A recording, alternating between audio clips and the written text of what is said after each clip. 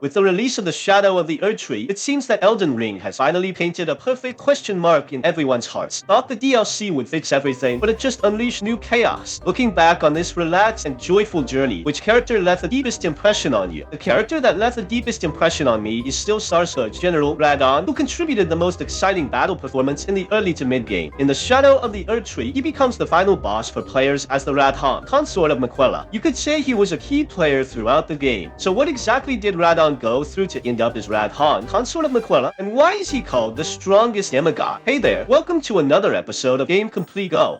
Radahn was born into a family of heroes. His father, Radahn, was a highly decorated leader of the Golden Legion. The second Elden Lord, a man of mystery, always shows up with the best music on his shoulders.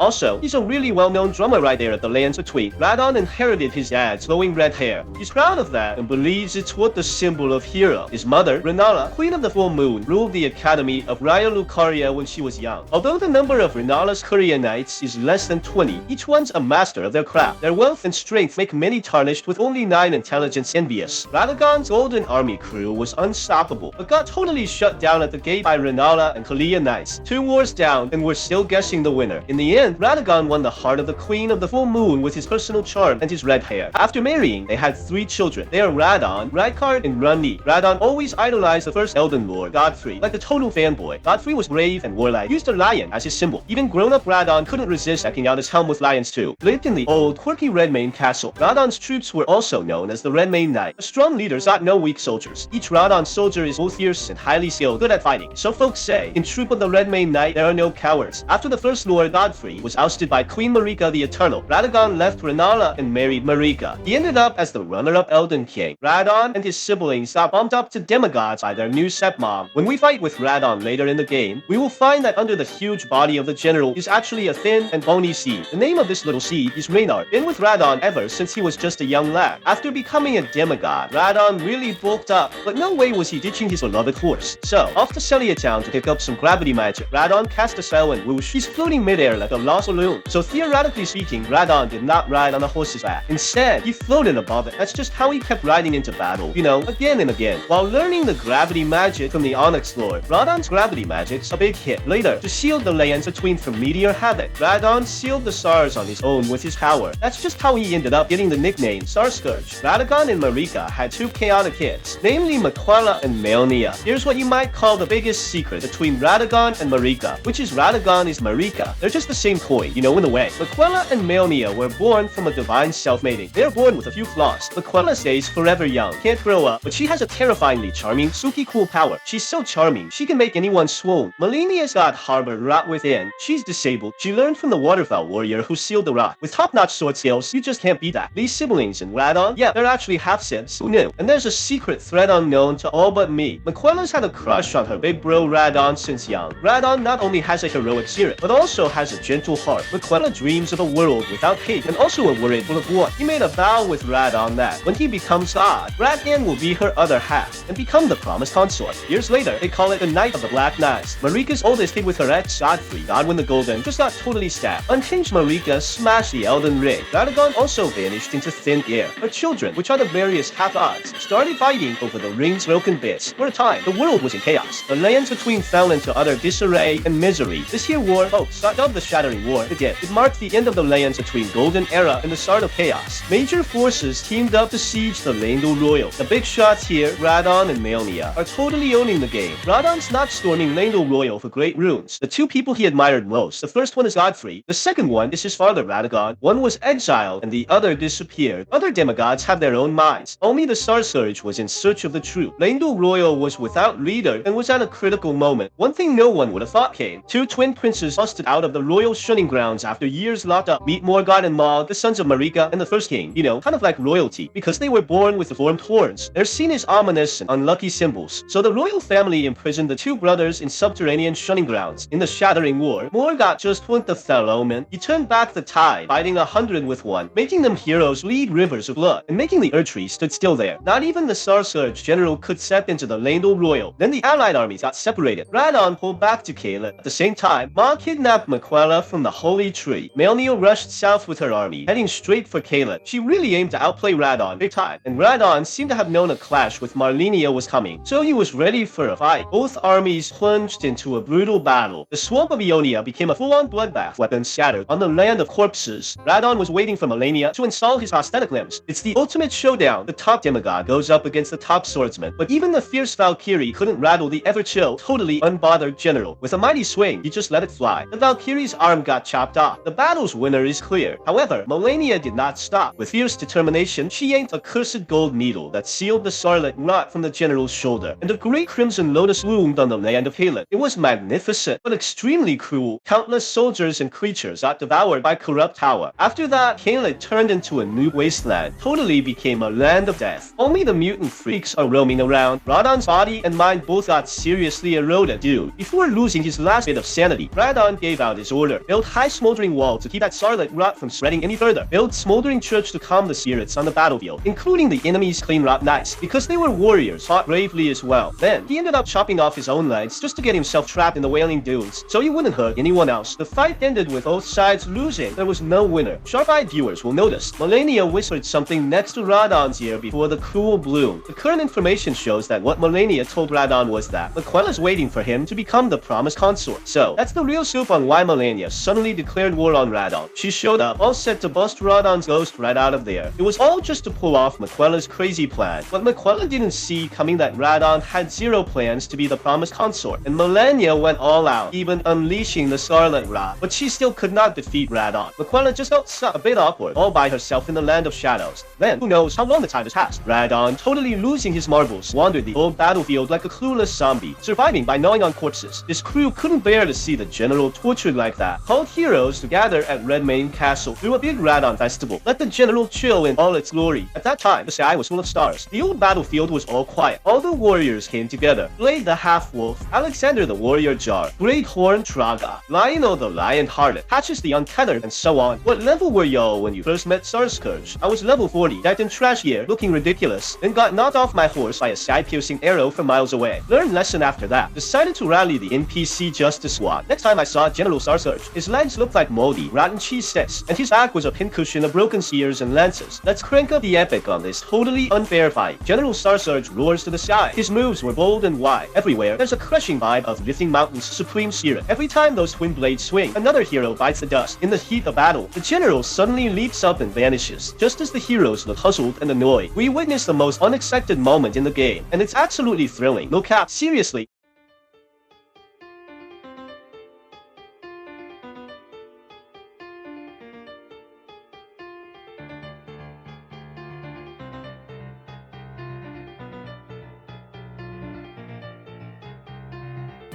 Great Star falls in the wild, total destruction. Any hero who just stands there is a goner. Besides the powerful strength of the Sarscourge general, what's more admirable is that, even if he completely lost his mind, he still protected his partners who had fought with him in the battle. This protection for the weak seems to come from his natural instinct, shows both a heroic spirit ready to die for a cause. And you've got a soft spot for anyone who's just having a rough day. Radahn is called the strongest demigod, and rightly so. He's seriously OP. To everyone's surprise, the story of the Sarscourge general did not end here. According to the old soldier Yampa, Mog was knocked out by some mystery dude. Then, poof, his body just vanished. Super weird. Originally, we all thought that Mog had taken Miquella away, but turns out Miquella had Mog under her spell. Mog was actually the key to the Shadowlands. Oh, the dude who outplayed Mog? That's the Tarnish. And who swiped Mog's body? Miquella, of course. In this way, by using Mog's body and Radahn's spirit, Miquella totally brought Radahn back from its old golden days. However, the moves of Mog in the battle and the deformed horns on the armor show that Radahn has no self-awareness now. It's just like he's fighting, like Miquella's puppets. Even though he's gone, his soul's still being used. Just can't find peace. It's really a sad story, you know? Only one can stop Miquella and pull our poor ragtag army out of the fire. He has all the tough spots left by the Thelomen and walked over the boiling lava served by Rykard, dodged the Valkyrie's waterfowl dance, challenged the fire giant atop the snowy peaks. In the crumbling Farum Azula, heard the thunder of Placidusax. This adventure sure needs some breath cutting. Get ready, cause a wild, thrill-packed adventure awaits you.